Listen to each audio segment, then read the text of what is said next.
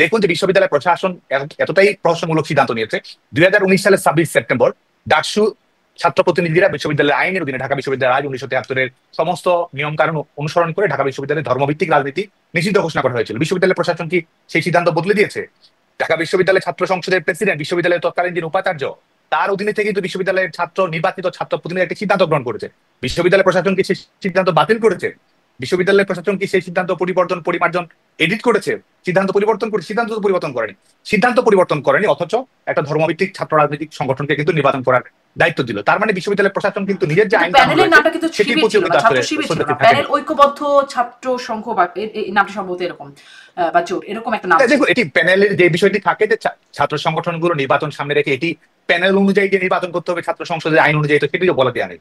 এটি বিশ্ববিদ্যালয়টি প্রচলিত থাকা যে একটি ছাত্র সংগঠন যখন নির্বাচন করছে, যাতে করে সাধারণ শিক্ষার্থীদের ইনক্লুশনটা নিশ্চিত করা যায়, এটা দেখতে যেন আরো বেশি অন্তর্ভুক্তিমূলক দেখায়, শিক্ষার্থীদের প্রতিনিধিত্বমূলক দেখায়, যে কারণে এই নামগুলো দেওয়া হয়। এটি মানে এই নয় যে ছাত্র সংগঠনগুলো সমর্থন থাকছে না। সবাই জানে ছাত্র শিবিরের প্যানেল কোনটি, ছাত্র দলের প্যানেল কোনটি, বামপন্থীদের প্যানেল কোনটি, কিন্তু সবার সামনে। আমাদেরকে আরেকটু স্পষ্ট করবেন, যারা হয়তো অনেকে ভুলে গেছি বা স্মরণ করতে পারি না, যে 19 সালে আপনারা কিভাবে ধর্মভিত্তিক বা শিবিরকে কিভাবে রাজনীতির বাইরে রাখার সিদ্ধান্ত হলো, সেই এটা কি নিয়মটা কি হলো?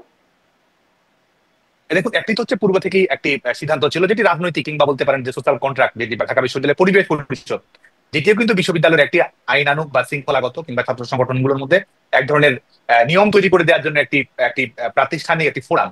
সেখানে 90 দশকে ছাত্র শিবিরের রাজনীতি নিষিদ্ধ করার ব্যাপারে সকল ছাত্র সংগঠনের মত এটি হচ্ছে রাজনৈতিক দিক, একটা সামাজিক চুক্তি ছাত্র সংগঠনগুলো বিশ্ববিদ্যালয় প্রশাসন এবং শিক্ষার্থীদের মধ্যকার চুক্তি। সেটির ব্যর্থ বটেই, কারণ সেই সিদ্ধান্ত কিন্তু ছাত্র সংগঠনগুলো গ্রহণ করেনি। আরেকটি হচ্ছে যে আপনি যেটি জানতে চাচ্ছেন সেটি হচ্ছে 2019 সালের 26 সেপ্টেম্বর ঢাকা বিশ্ববিদ্যালয়, হ্যাঁ অবশ্যই, ঢাকা বিশ্ববিদ্যালয়ের অভ্যন্তরে ধর্মভিত্তিক ছাত্র রাজনীতি বন্ধ করা হয়েছে।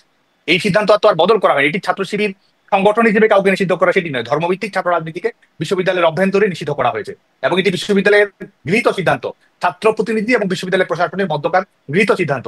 আপনি মনে করতে পারেন যে এই সিদ্ধান্তটি পরিবর্তন করা প্রয়োজন কিনা, সেটি আপনি অবশ্যই বিবেচনা করতে পারেন, কিন্তু সেই সিদ্ধান্ত তো পরিবর্তন করা হয়নি। সেই সিদ্ধান্ত পরিবর্তন না করেই যখন এই আপনি নির্বাচনটি করেছেন, তো আইনগত প্রশ্ন তো ভবিষ্যতের জন্য অবশ্যই।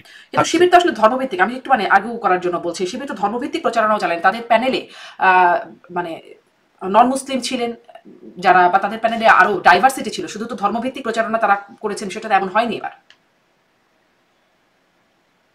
দেখুন, ইসলামী ছাত্র শিবিরের যিনি সদস্য, এবং আপনি তার জানেন যে তাকে শপথ নিতে হয়, তাকে রীতিমতো সমস্ত ধরনের ধর্মীয় আনুষ্ঠানিকতা সম্পন্ন করে কিন্তু দায়িত্ব পালন করতে হয়। এবং তাদের দায়বদ্ধতা, আপনি যদি ইসলামী ছাত্র শিবিরের গঠনতন্ত্রটি দেখেন, তাদের দায়বদ্ধতা কিন্তু এক ধরনের ধর্মীয় সমাজ ব্যবস্থার জন্য, শরিয়া আইনের জন্য এবং সেটি প্রতিষ্ঠা করার জন্য। এবং এটির কারণেই বিভিন্ন ধরনের কৌশল তারা গ্রহণ করে। তাদের কৌশল কোনটি, লক্ষ্য কোনটি, এটি কিন্তু সবার সামনেই পরিষ্কার। এবং তাদের যে রাজনৈতিক দর্শন রয়েছে, দৃষ্টিভঙ্গি রয়েছে, আজকে তারা নারী স্বাধীনতার কথা বলছে, নারী পোশাকের স্বাধীনতা নিয়ে তার প্রশ্ন তুলছে না, কিংবা সফট টোনে তারা কথা বলছে, কিন্তু মূল লক্ষ্য তো তারা সেটি নয়। মূল লক্ষ্য হচ্ছে যে তারা আসলেই তারা ধর্মকে সমাজ একটা চাপিয়ে দিতে চায় সমাজের উপরে, রাষ্ট্রের উপরে। এবং ধর্মকে তারা ব্যক্তিগত অধিকার, সেই জায়গা থেকে আমরা যেমন ধর্মের স্বাধীনতায় বিশ্বাস করি, সেই জায়গায় কিন্তু তারা দেখে না, বরং তারা মনে করে যে একটি ধর্ম রাষ্ট্র প্রতিষ্ঠা করতে হবে।